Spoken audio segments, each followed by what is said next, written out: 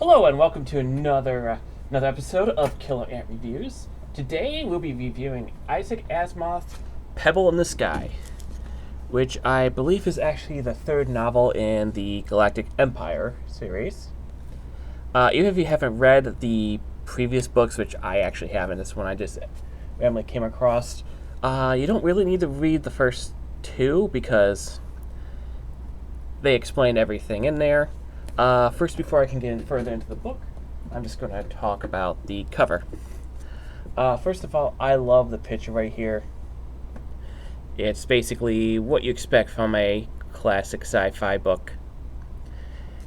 Unfortunately, the orange on the cover kind of makes it ugly. I know the camera lighting's a little bit terrible, but it's definitely kind of like a brightish orange. But overall, I did love the book. This is actually probably my first Isaac Asimov book that I actually read fully from start to finish. I read a little bit of iRobot before I lost the book in a move. So the entire book basically it starts off with a guy named Schwartz who's a retired tailor. He's living kind of like in modern times, or at least back in modern times in like 1950. All of a sudden, a scientific accident transports him way in the future.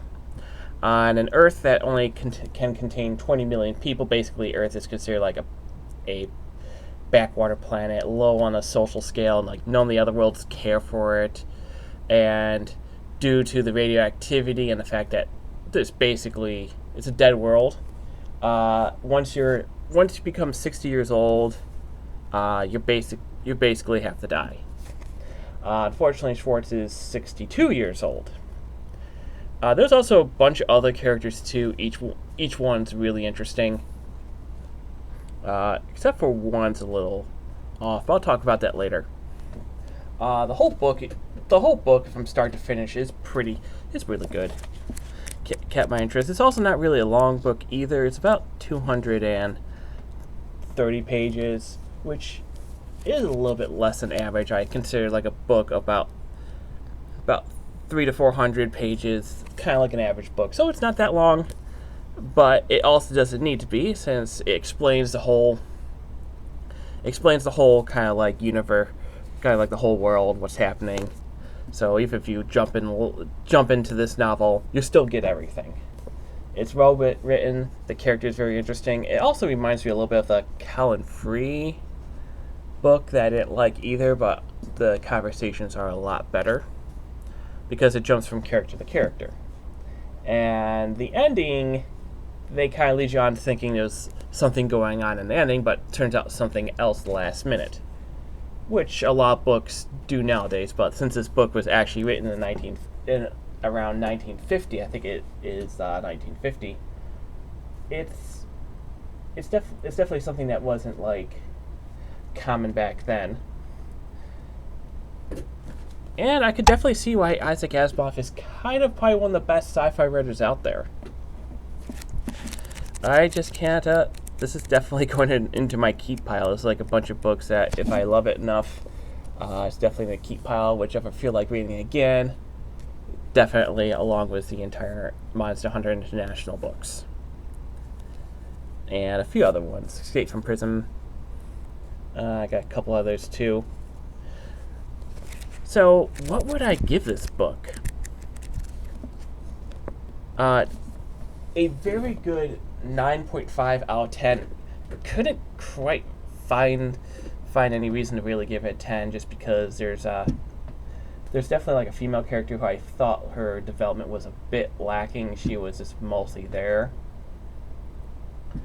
while the two main characters, Schwartz and another guy who I cannot pronounce his name, maybe I can find it in here, Arvidan. Yeah, basically those are like kind of the main two. The other one's just basically dragged along as a romantic interest. But what I also love is like the interesting plot is while the description says that he'll die at 62, it introduces a few more sci-fi elements, such as a virus that Earth is immune to because it's there. But the rest of the galaxy has no cure for it. And there's also Swartz also picks up like psychic powers all of a sudden, which is very useful. Basically, he can like read minds, controls people. Even if he tries hard enough, he can actually kill someone. Yeah, so if you ever come across this, I would highly recommend it. I'm going to see if I even have the first 2 novels. I'm not sure if I do. I have like a Storm of Isaac Asimov. Actually, the book I picked up after I was done with this is another Isaac Asimov book. So hopefully I'll enjoy that book as much as this one. So until next time, this is Killer Ant.